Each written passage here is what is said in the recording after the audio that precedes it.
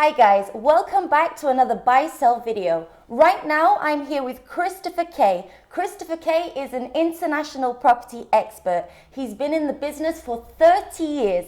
He started in the 80s in Canada, and in his career he sold over 10,000 properties with his team. And today he's going to be giving us his secrets on how to tell if a property is expensive or cheap in any market. Guys, before we start with our video with Christopher today, remember one thing.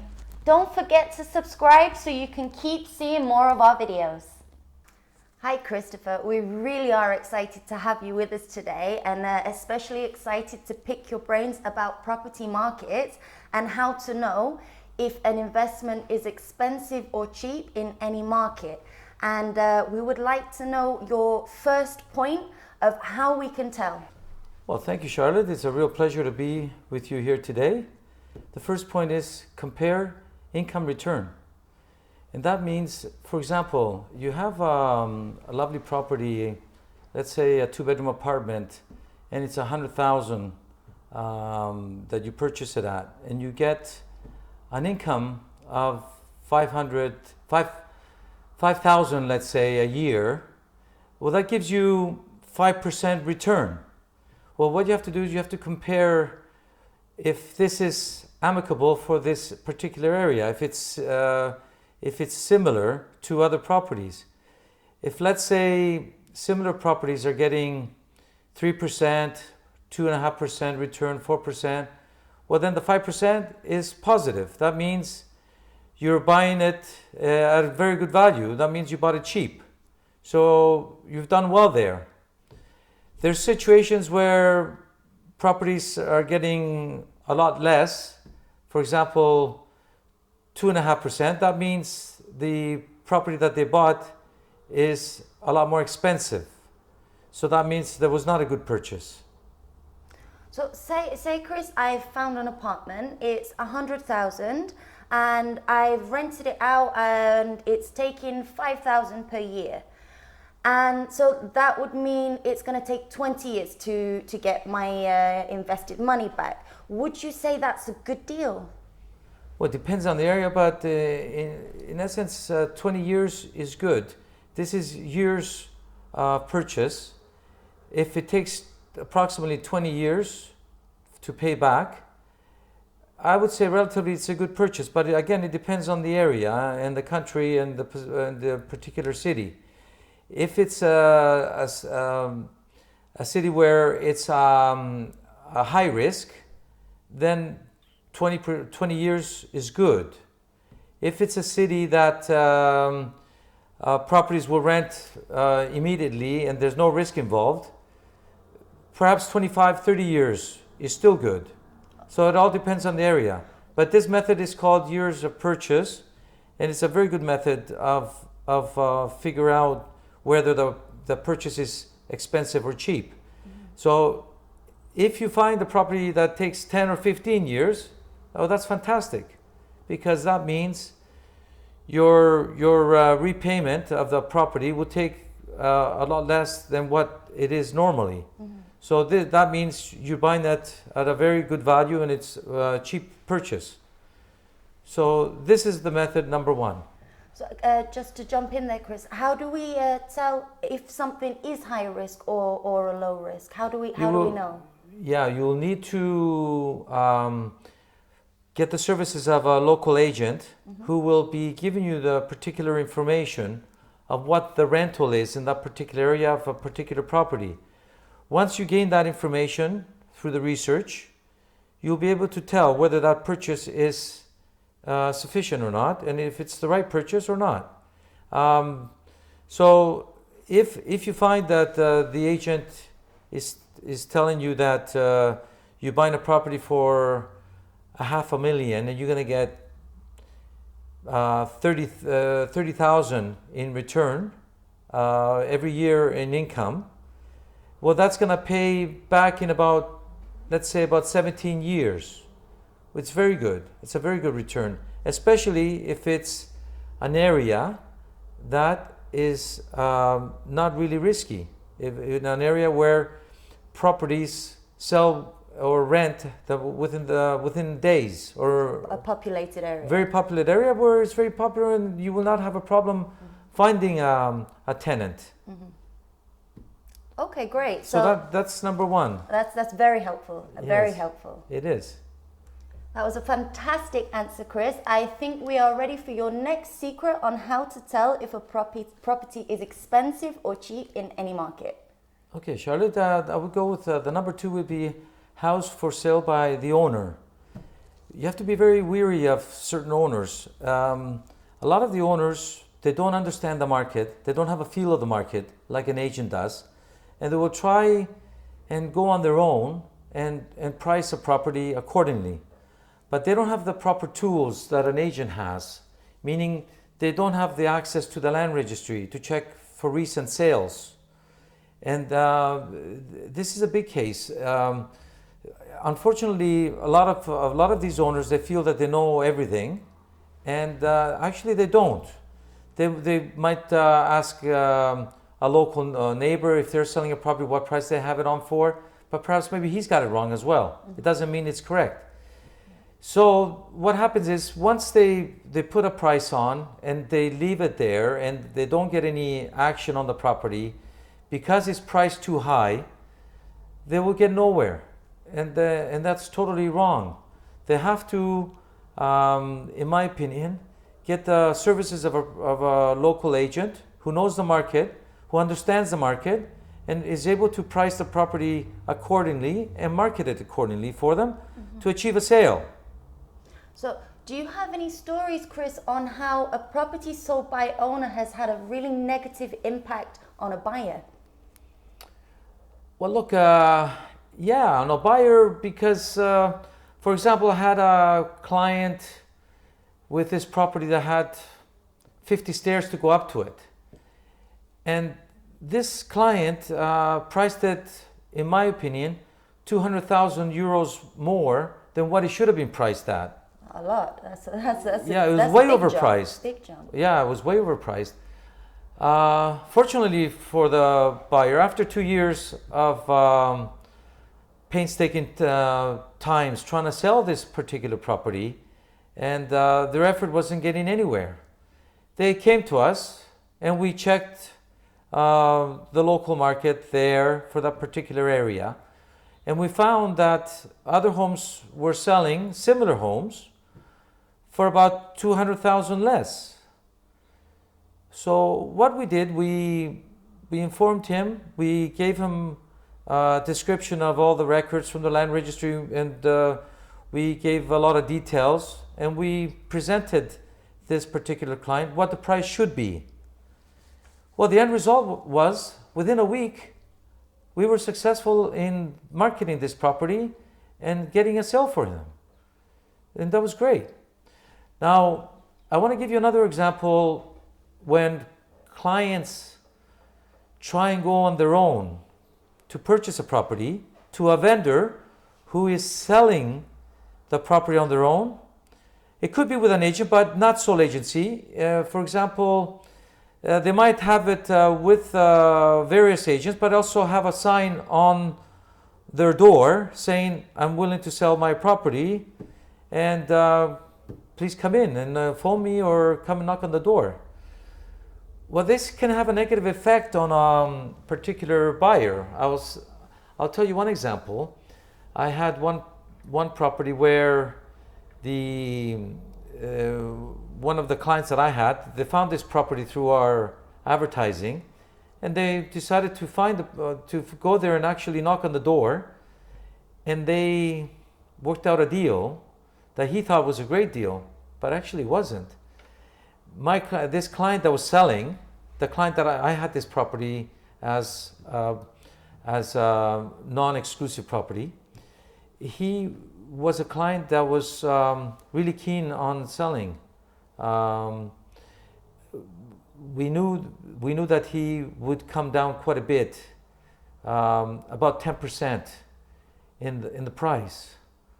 Well, the smart aleck client that thought he's going to save commission and go on his own, he paid 20,000 euros more than what price I could have arranged for them And you know, 20,000 Charlotte, or- 20,000.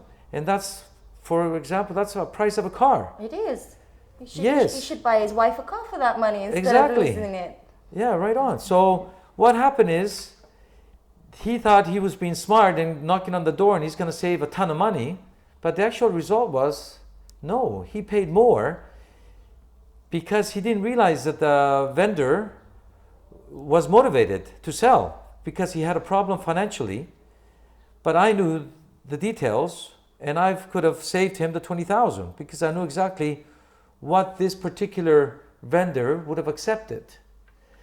Now, another thing is, I've had cases where buyers went and knocked on the door, they worked out a deal, and they thought it was a great deal on a particular property that they put on, they knocked on the door, they went in and they liked the house, but they didn't know the particulars of the property, which I knew.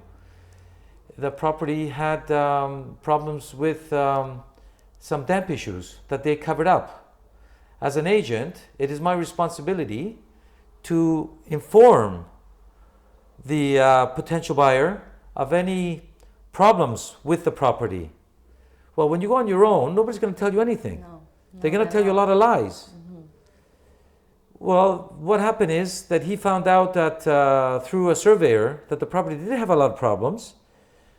But what happened is this particular client lost his 2,000 reservation because he took the property off the market. He gave this cash to the seller, and as a result, when he gave the 2,000 cash, there was no agreement signed that it could be refunded in case there's a problem through the survey report. After a month, when he backed out, what happened is the vendor never gave him the money back. But when an agent takes the money, it goes into an escrow account, and this protects the buyer. So what I'm trying to say here is, buyer beware. Be careful when you go on your own and knocking on somebody's door, because you have repercussions. It might backfire on you. So that's point number 2. So Beware of properties that are for sale by owners.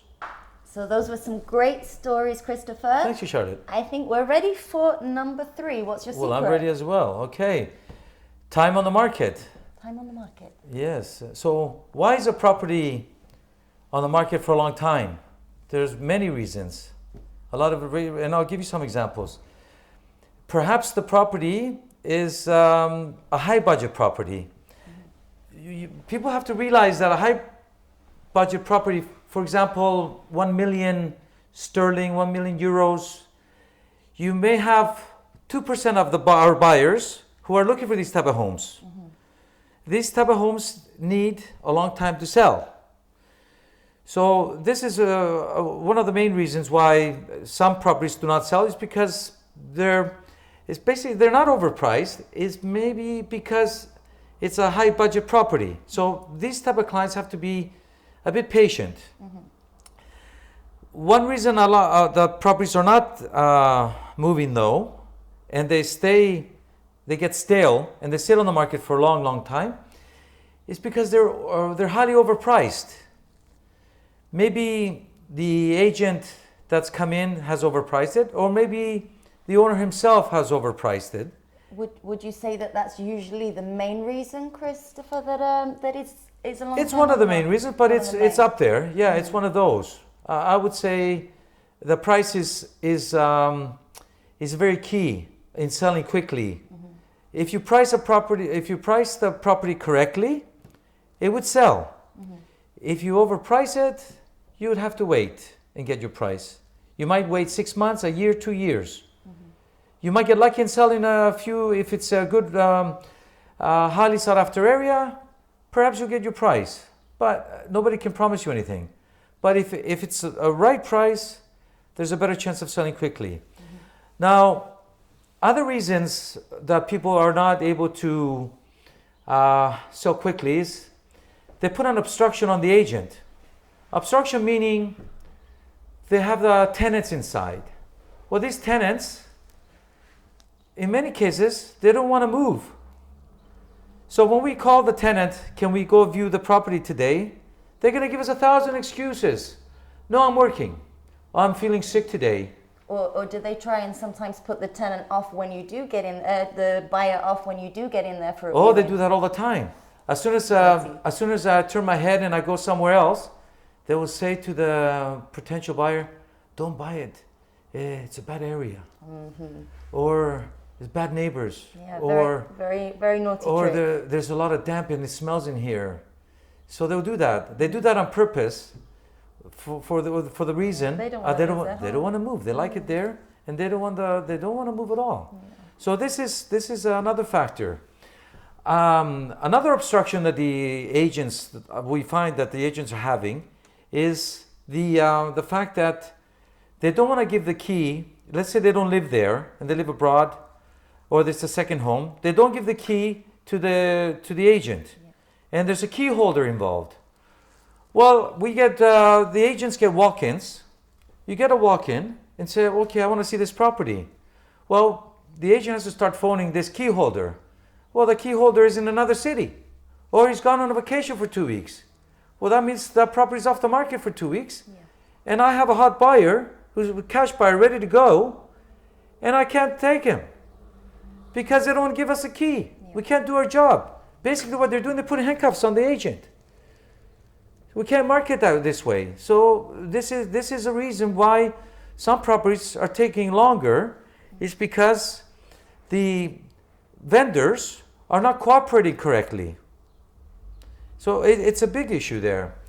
Another issue we have where these vendors are causing problems to themselves and to the agent is they put the property on Airbnb. Now, some Airbnb properties, they will go for about, let's say they will 2 weeks at a time. They have a particular tenant inside. But we can't. Most of summer, if you're in exactly in the summer holiday destination. If it's a holiday destination, forget the summer, because as soon as the one tenant leaves, the next client comes in. So when can an agent view or to bring a client? They can't, because it's always booked up. So Airbnb is a problem for us agents who are trying to sell a property. And then the vendors come and say, "Why haven't you sold our property yet?" Well, they're not helping us, and they're putting handcuffs on us because they're putting the properties on Airbnb. Another reason we're finding that particular buyers are turned off and they're not putting offers on properties is they go to a particular communal property where there's a shared pool, shared facilities, lifts, gardens, etc. Some of these projects have high communal fees because the people running it are greedy. I had an example recently where we have this beautiful apartment with a 120-meter veranda, and so many people asking for it, and they want to see it. But then they ask, "What are the communal fees?" And once we tell them they're 3,400 euros a year, they say, "I'll forget it. No." Because similar properties are having communal fees for 80 euros a month or 960 euros a year. And this particular property has communal fee 3 or 4 times more than what it should be. So what happens is the buyers are turned off and the property sits on the market for a very long time because nobody wants to go and spend this kind of money on communal fees, and it's a real turnoff. The vendors in this situation have to get together with the rest of the people in the project and do something about this management and the management committee. Because once you have a high communal fee that is not correct and you have a greedy management company, you can forget it. There's no way you're going to be able to sell the property quickly. It's going to take a long time. And when it takes a long time, the property goes stale and people just aren't interested in it anymore. So that's another reason.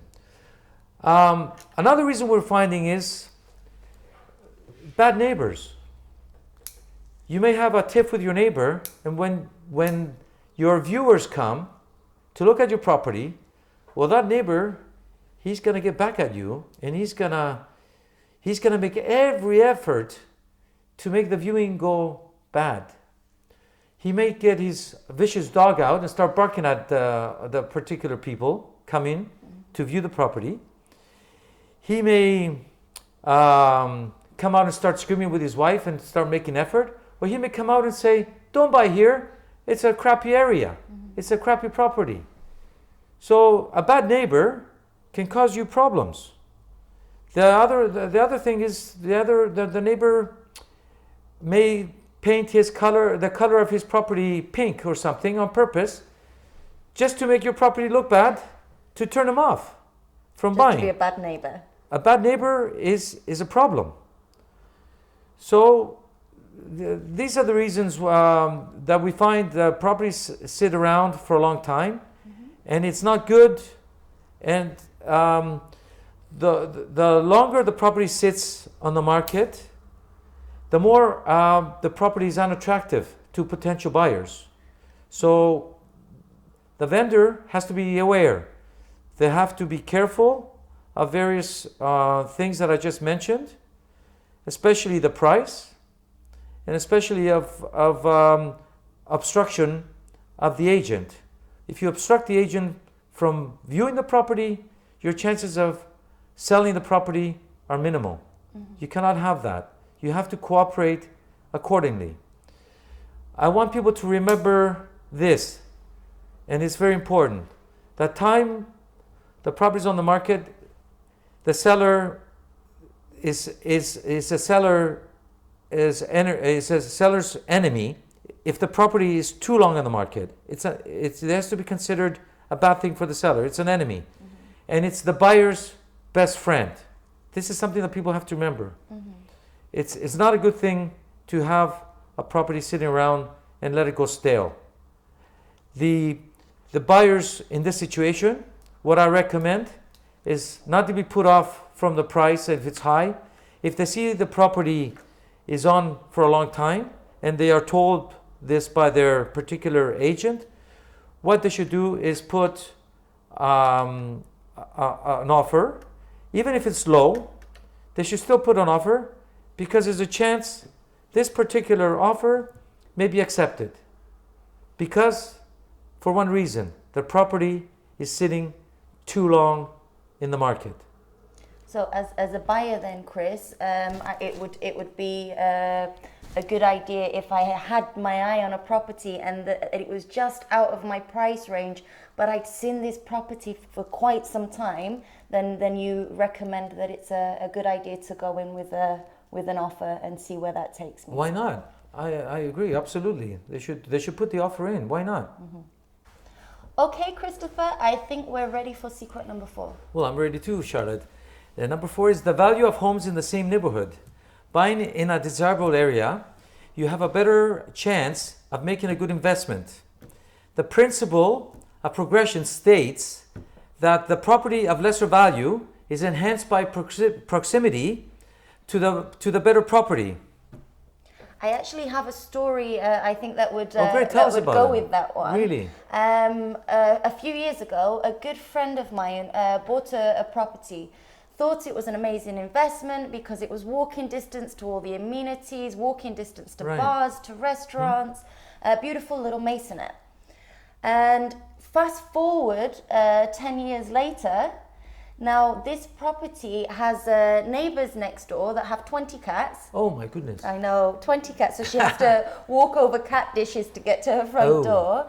There's neighbors that have washing machines outside their front doors. And the house next door is in a dire state, and it's completely impacted the value of her property. So she's lost a lot of money on that investment. And it's an area of non-desirables.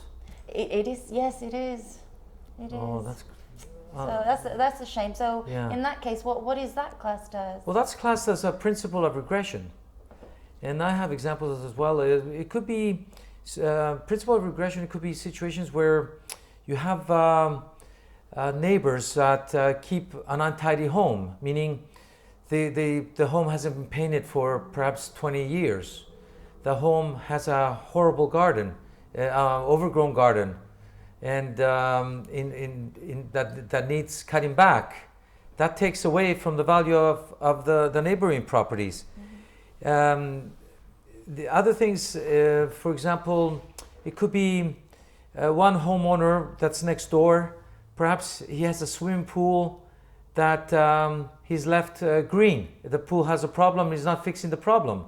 Or the owner, he has left the property, he's gone bankrupt and it's going to be taken over by a bank, for example. And he has an overgrown garden, the pool has gone green, and it takes away from the value of the property. Again, this is a principle of regression. Other methods of the principle of regression is where there might be an empty plot in the front of this particular property. And this property of high value has a great view, and there's this really nice plot in front where a developer's just bought it, and it's got 90% density, and meaning that apartment blocks can come in front and will eventually take away the beautiful view. Once that view is taken away, it devalues the property tremendously.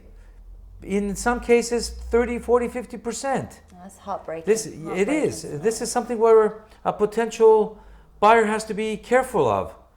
They should question what's in front. Is it green area? Is it to be built? What's going to be built?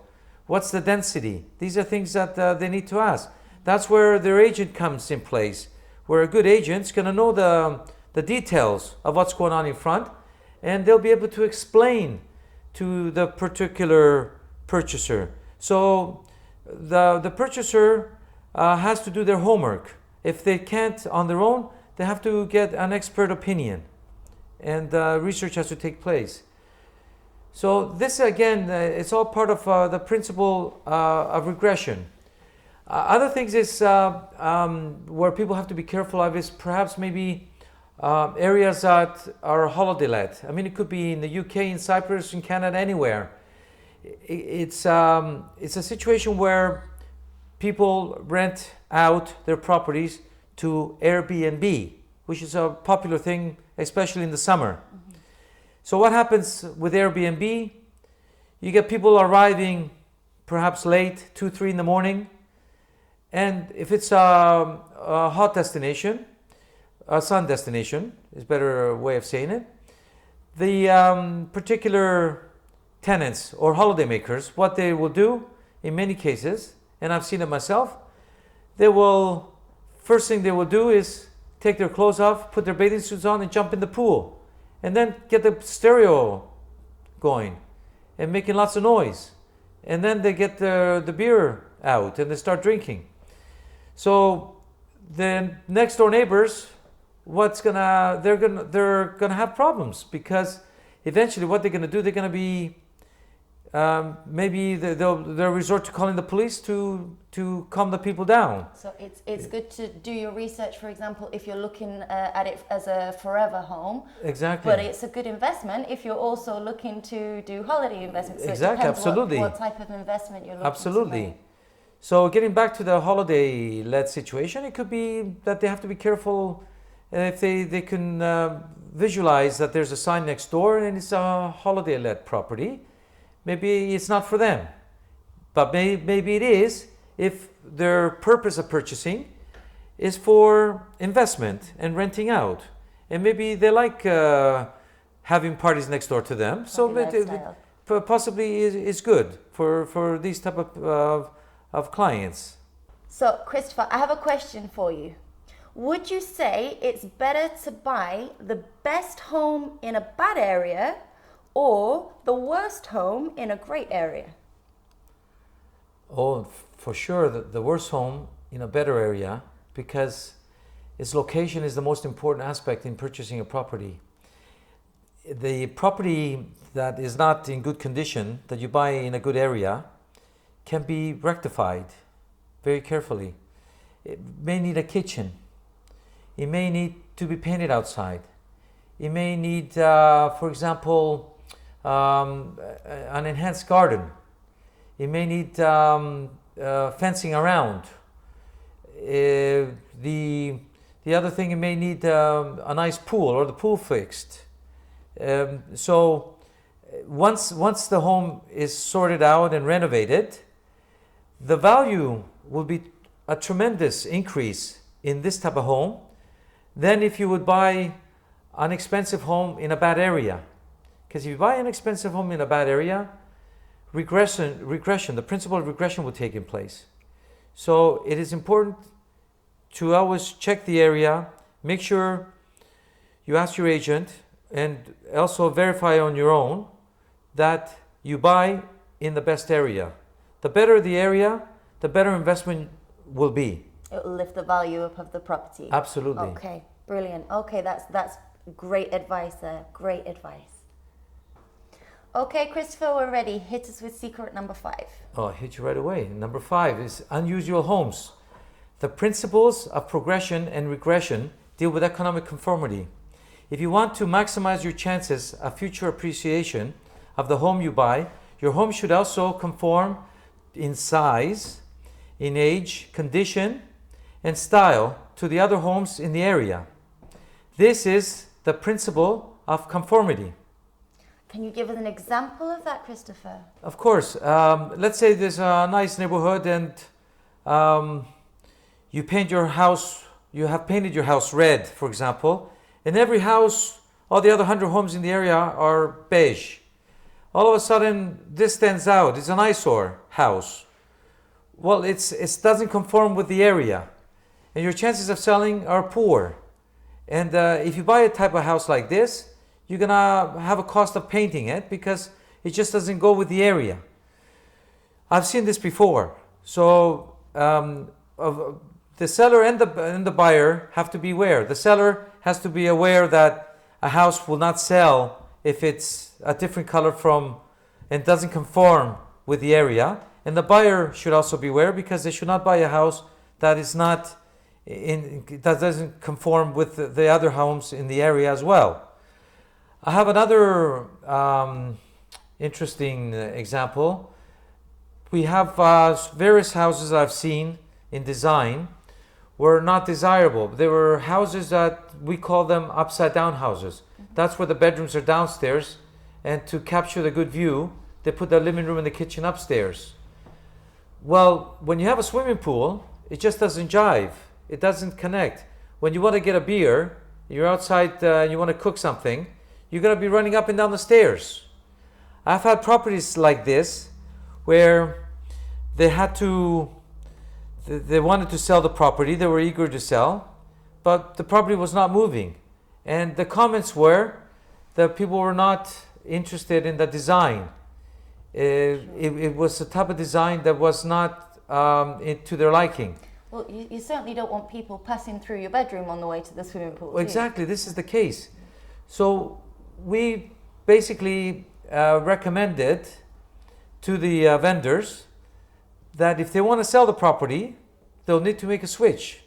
They ended up spending 50,000 euros to change the design around. So they ended up putting the kitchen and the living room, dining room downstairs and moved the bedrooms upstairs. The end result was a sale.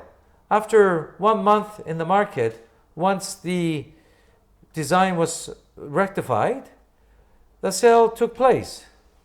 So, Christopher, I guess what you're trying to say then in the end is what is beautiful for one and unique for one could be an oddball for another. So it doesn't necessarily help you if the property is unique, if that's what the seller You're exactly thinks right. of their house. Yeah, no, exactly, absolutely. Another example, Charlotte, I can say is for example, I had this glass house, and it was a beautiful home, but for them it was great, but it didn't conform with the rest of the homes around. And what it was all glass all around, and in a hot destination, it basically not only didn't conform, it didn't jive with the atmosphere, because in 40-degree weather or 35-degree weather, these type of houses in the summer are extremely hot. Yeah, I can imagine. I bet. Exactly. So who in the right mind is going to go buy this hot house? You'll need tons of air conditioning to keep this house cool. So it'll be very costly. And it just this type of house that I know of just didn't go with the neighborhood, and it brought down its value because of the exact design that it had. It was a unique design, but perhaps it wasn't the right design for the particular area and for the particular country that this was built for. Yeah. So in a lot of cases, uniqueness can backfire. I think so, yes. Yeah. So, Christopher, we're coming towards the end of your secrets, but you've still got a couple more left for us. So we're looking forward to hear secret number 6. Number 6, Charlotte, is the exact same photos being used by multiple estate agents in the websites. I say this because there's a danger there for the actual purchaser, the buyer, to pay more than what they should. The fact that the multiple agents are going to be sharing a fee, the fee in many cases would be a bit higher. So instead of the vendor allowing for a better discount, it will go towards these estate agents who have, or multiple agents who are sharing the actual listing together. So there's a middleman. There's a middleman, and when there's a middleman, that means the price is higher to the consumer. So just to clarify then, Christopher, so it's not the fact that I've got to be cautious that the listing is with multiple agents, it's the fact that they have the same photos that I need to be wary of. Exactly, when it's the same photos, you have to be really wary of that. In many cases, this is happening, especially in Cyprus. So you have to basically ask your agent if they have a direct agreement with the vendor, and if they don't, then you should not be dealing with that particular agent. Okay, as a buyer, if I'm trying to find a good agent that I feel confident in, that I trust in, and avoid using a bad agent, what can I look out for? How do I go about choosing the right agent to help me find a property? Defining the right agent means that you have to do your homework. You have to research. You have to go and ask them questions. You have to have a look at their website. You have to see the website, whether their particular website is showing when compared to other agents, whether on certain properties, if they're similar and they're not overinflated. If you find that their prices are overinflated compared to other websites, that means they're not experienced, they're not doing their homework correctly, and they're dodgy, and they have dodgy staff. They in many instances, they go and get listings when they're called out by vendors, and when they visit the property, they don't understand the real value of the property. They don't check the land registry of recent sales. They don't use their proper tools that they should be using. Their goal is to basically get the listing at any cost, and the cost is damaging to the vendor, because what they're going to go and tell them, and this is usual, they go and say a higher value, which is not correct, in order to take it away from the other agents that have gone there to give them a valuation. So the vendor gets excited about it and thinks that, oh, with this agent, Exactly. they can bring me more money. Charlotte, they give them false hopes. And when they get false hopes, they get excited. And they give it to this particular agent that gives them the false hopes. They go, oh, I'm going to make lots of money, lots of extra money. Why go to those agents? They give me a low price. They're no good. I don't want them. So they're going to go to this particular agent who's going to give them false information. In the end, it's damaging not only for the vendor, but also the buyer. Exactly, because nobody's going to go view the property. It's going to become a stale property, as we mentioned earlier. And when you get a stale property, it's going to sit there for years, and it will never sell. And they're gonna end up coming and then back to the original agents and listing lower. And it's happened to us many times, where we've had clients come to us previously, maybe 2 years ago, and once they come back to us, they've informed us that they went to another agent and they had the wrong price. They didn't have any viewings, and they admitted that they made a mistake. Okay. And once we priced it correctly for them, we had good results, meaning selling their properties within weeks, 1, 2, 3 weeks. So it's important that the people that come out to their property to view and to get the listing for them, that they listen, they check them out thoroughly and make sure they know what they're talking about, and not go directly with the one that gives you the highest offer evaluation. It doesn't mean that it's correct. Absolutely. Sorry, just to jump in there, Chris. So as a buyer also, you're suggesting to check the same thing. So as a buyer, to check that agent does have direct contact and instruction from the seller, and to make sure that they have compared the price of the same property on other agents' websites as well, to make sure it's not listed at a higher price. 100%, yeah, this is it. And you'll find that the staff that go to these properties are not trained well. They're not really tuned in with the land registry. They don't know how to use the right tools to price a property. And what you find is that a lot of them are getting bonuses to bring a property at any cost, just to get the listing in and to excite the vendors. And in my opinion, this is totally wrong. Absolutely. And very inappropriate, and unprofessional and unethical. That's a good word. Thank you, Charlotte. So, Christopher, unfortunately and sadly for us, we've almost come to the end of your secrets, but you still have one left for us. So, what's number 7? Actually, Charlotte, number 7 is a bonus. Never forget, value is like beauty. It is in the eye of the beholder. Value is an opinion. Value is your opinion of what a particular home is worth for you, based on how you want to use it now and in the future. That's some amazing advice there, Christopher, and it's definitely advice that I'm going to make sure that I apply in the future, and I hope that every buyer or investor in the future remembers your words and takes all of those points into account when looking for their future home or investment. Well, thank you, Charlotte. It was a pleasure being with you here today, and look forward to seeing you in the future. Absolute pleasure to have you, Christopher, and definitely look forward to see you again in the future. That'll be great. Thank you. Okay, guys, so that is it from us today here at BuySell Real Estate. I hope you enjoyed the video.